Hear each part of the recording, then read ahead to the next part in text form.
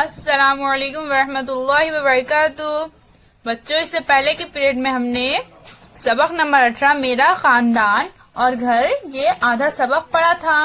हमने क्या पढ़ा था बच्चों? हमने पढ़ा था कि खानदान दो किस्म के होते हैं, एक छोटा खानदान होता है और एक बड़ा खानदान।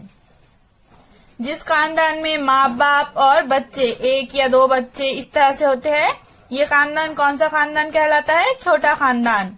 और जिस खानदान में दादा दादी, चाचा चाची, माँ बाप और बच्चे होते हैं, ये खानदान बड़ा खानदान कहलाता है। हमने पढ़ा था बच्चों, किसी किसी खानदान में सिर्फ घर का एक ही फर्द काम करता है और किसी किसी खानदान में घर के हर फर्द कोई ना कोई काम करता है। अब आज हम बच्चों इसके आगे का सबक पढ़ेंगे, तो चलिए हम पढ़ना शुरू करते हैं। आओ ये करके देखें। घर की सफाई और आराइश। घर की सफाई और आराइश के लिए कौन से काम करने पड़ते हैं, इनकी फहरिस्त बनाओ। बच्चों, यहाँ पर हमें दो घर बताए गए हैं। यहाँ पर एक घर कैसा है बच्चों? एक घर में पूरा सामान इस तरह से बिखरा पड़ा हुआ है। घर में पूरा सामान बिखरा हुआ है। और ये दूसरे घर में क्या है? दूसरे घर में सलीके से सजाया हुआ है। हर सामान को अपनी जगह पर रखा गया है और घर को सलीके से सजाया गया है। ऊपर दी हुई दोनों तस्वीरों में तुम्हें जो फर्क नजर आ रहा है, अपनी बयाज में लिखो। आपको इन तस्वीरों में जो फर्क दिख रहा है बच्चों, वो आपको अपनी बयाज यानी अपनी कॉपी में लिखना है। अपना घर अगर साफ सुथरा और सलीके से रखा हो तो हमेशा खुशी होती है। घर में हर तरफ सामान बिखरा पड़ा हो तो किसी को जरूरत की कोई चीज वक्त पर नहीं मिलती। घर को साफ सुथरा रखना खानदान के सभी लोगों की जिम्मेदारी है। घर का कचरा यहाँ वहाँ ना फेंके, इसे कचरे की खास टोकरी ही में डाले। कचरा घर के बाहर तो बिल्कुल ना फेंके, इससे अपने माहौल को साफ रखने में मदद मिलेगी। घर का गीला और खुश्क कचरा अलग करो, उसे दो अलग अलग टोकरियों में डालो। गीले कचरे से खाद तैयार की जा सकती है। सूखे कचरे से कागज, शीशा और टीन अलग किए जा सकते हैं। इनका दोबारा इस्तेमाल किया जा सकता है।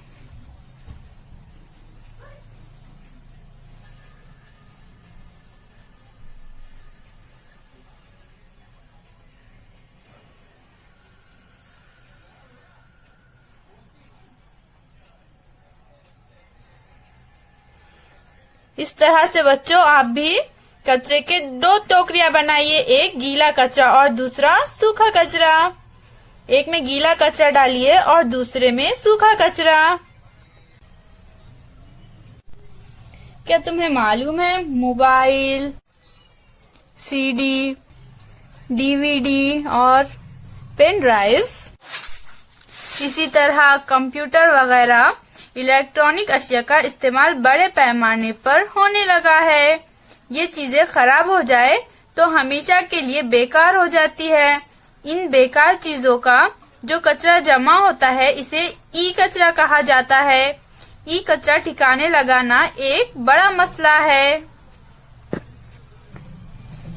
आओ ये करके देखें। आओ घर सजाए।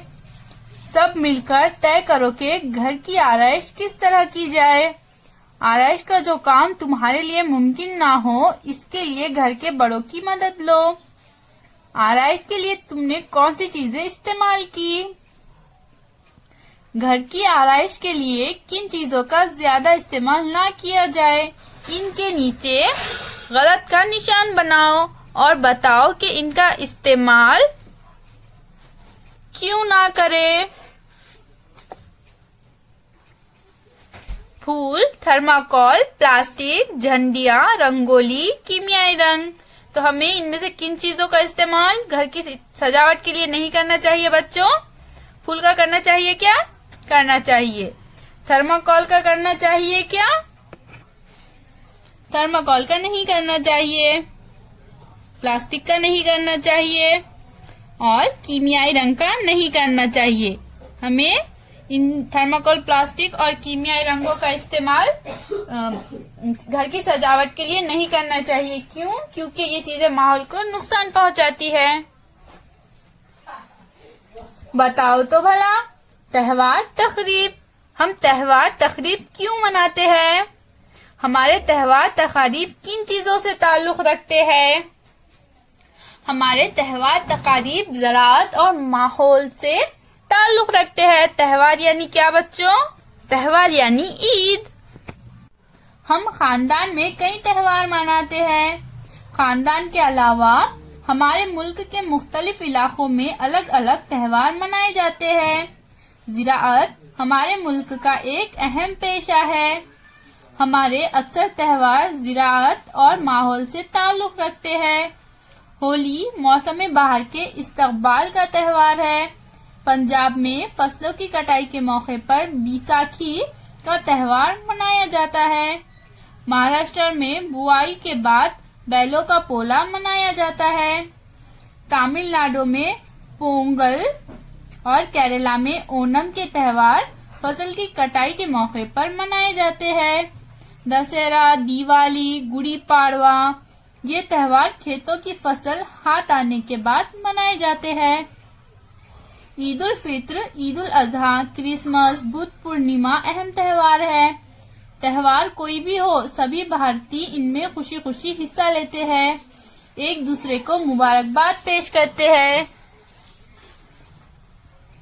यौम आजादी और यौम जमहूरिया हमारे कौमी त्योहार है। सब शहरी इन्हें मनाते हैं।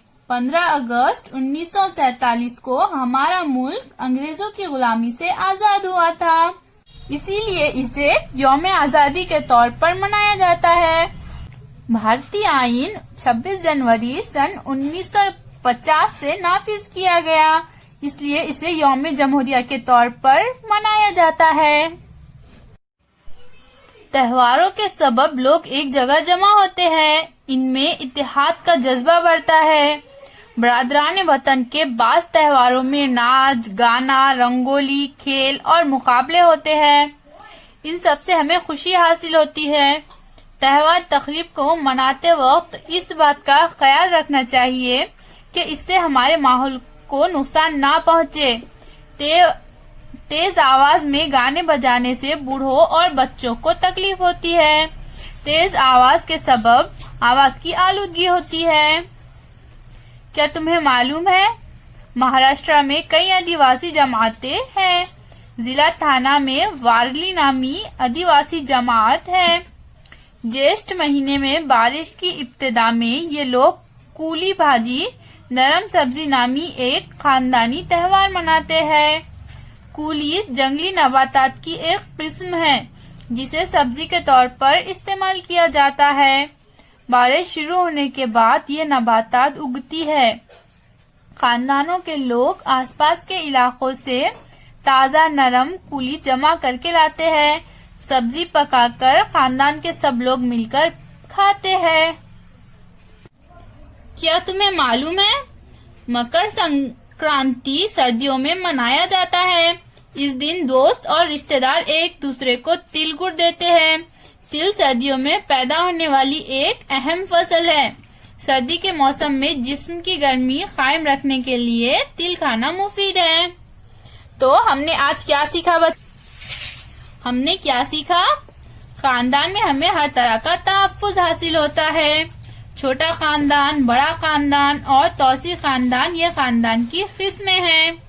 कई नस्लों का शिजराए नसब तैयार किया जा सकता है। घर के सभी छोटे बड़े काम अहम होते हैं। अपना घर और इसके आसपास का इलाका साफ सुथरा रखना चाहिए। हमारे अक्सर त्योहार ज़राअत और माहौल से ताल्लुक रखते हैं। यौम आजादी और यौम जमहूरिया हमारे कौमी त्योहार है। त्योहार तकरीब से लोगों में इत्तेहाद का जज्बा बढ़ता है।